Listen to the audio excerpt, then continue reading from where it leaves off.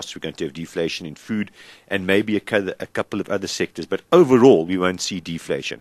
But the world is already in deflation. It just hasn't been reported yet. So the biggest word you're going to hear next year, the biggest scare word next year globally is going to be deflation. In other words, falling prices. We will have low inflation in the second half of the year. In other words, the inflation will be in the 6% target band that the Reserve Bank had says by the middle of next year, as long as the rand behaves. But globally, prices will fall. I mean, US, their CPI figures last month showed the biggest 1 month loss, I think, ever. So deflation is the big word next year. What does that mean for the man in the street, deflation? How does it affect your pocket? In effect, it's not all that bad for consumers directly, because the prices, stuff that you're buying, the price is going down. But it's very bad for the economy and for your income, because people just defer purchases. Okay. You just say, well, must I buy now when it's cheaper next month? Yeah. So you just don't buy. And your income, as you say, because... And your income comes under pressure because you're not going to get an increase. And you're lucky if you've got a job. Yeah. So deflation's a terrible thing.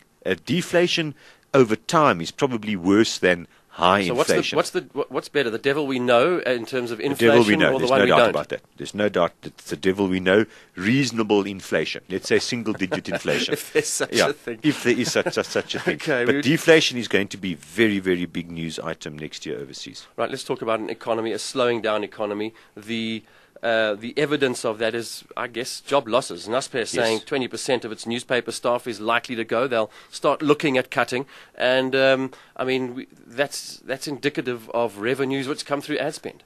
Look, and that's the same virtually in every corner of the South African economy. Financial services, retail, construction's still all right. Mining sector's bad.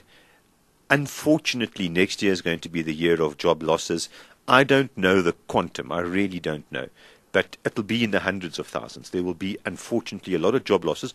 Things will start looking better 2010, maybe the end of 2009. It'll start to look better. But unfortunately, we've actually still got to go through the bad economic news. We've probably gone through the bad market news and the bad rand news and the bad share price news, but now we've actually got to go through the bad economic news. Okay, now it's hardly an economy that can afford to lose any jobs, never mind the thousands that you're talking about.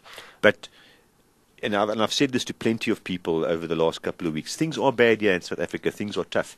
But it's nowhere near as bad as what it's like overseas. It is nowhere near as bad. The job loss, the job security situation, the housing market, consumer expenditure, the banking system, relative to the rest of the world, South Africa is actually okay. Okay, Wayne, quickly, the Sasol situation.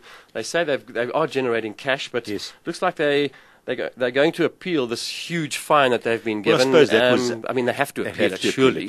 But the appeal process could take, who knows, how many years maybe. Is it likely to affect the share price? No, even though when you look at the magnitude of the fine, it's huge.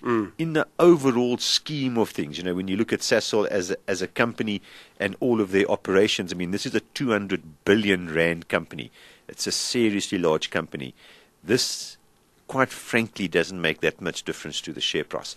Price of oil goes up $5 or falls $5, it'll have a way bigger effect on the Sasol share price than what this fine either way will do.